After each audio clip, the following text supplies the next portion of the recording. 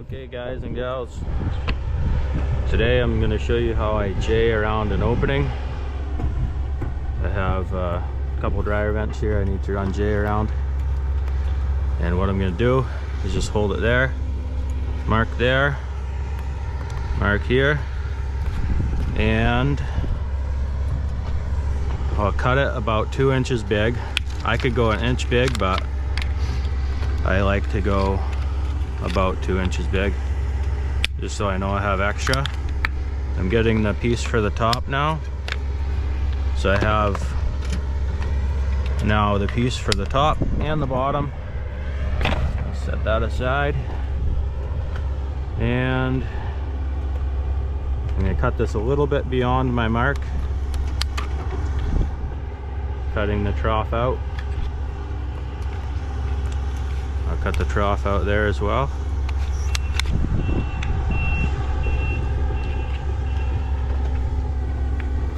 So there's the first piece.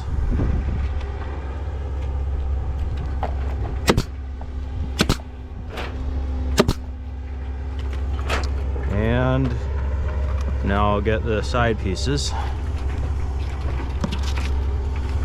Slide it right in there like that. And I mark this a little bit at an angle going backwards, back that way, so that this point here doesn't get cut too far out. That will hold this piece out, so I want it to go nice and snug. And I'm going to mark there, and then up there. This is a method that I haven't seen many other siders use. I learned it a few years ago. Like 15 years ago. And I'll set that aside.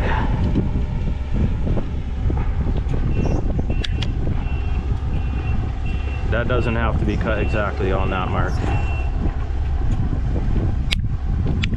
And rolling around that corner just a little bit, I'm snipping off that rolled edge. Now I'm eyeballing back in with this inside mark. Fold that up. Now I'll cut this out just like I did below.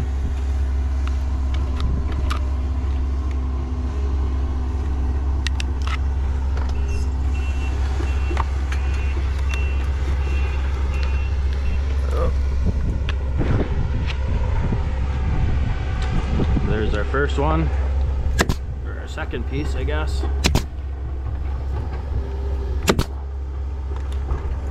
That little tab there is just holding that tight now. I don't have to worry about it, this coming out and creating a little gap underneath. Same thing there.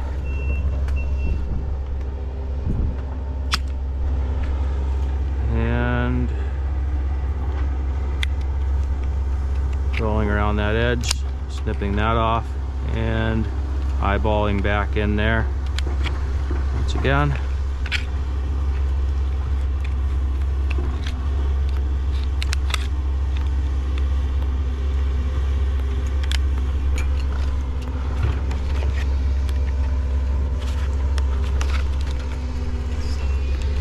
Nailing towards the top of the hole so that the piece can't slide down. Right now it's wanting to. And then we got the top.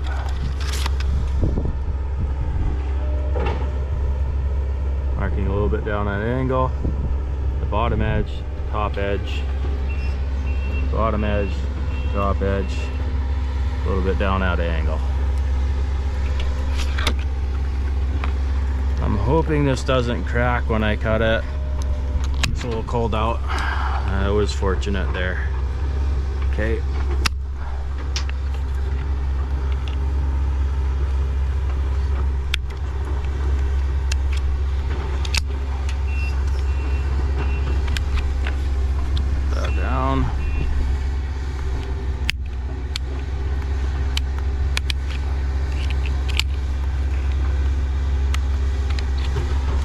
And there we go.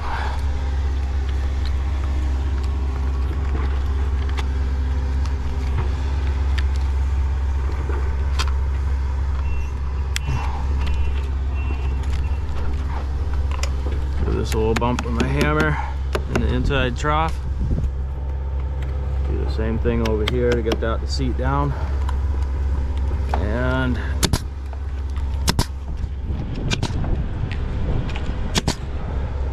there we go. Jade out.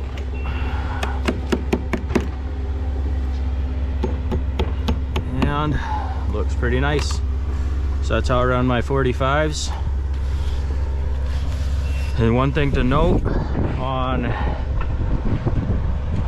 any opening, now the water can run down the siding when it's raining, and it's going to collect in this J.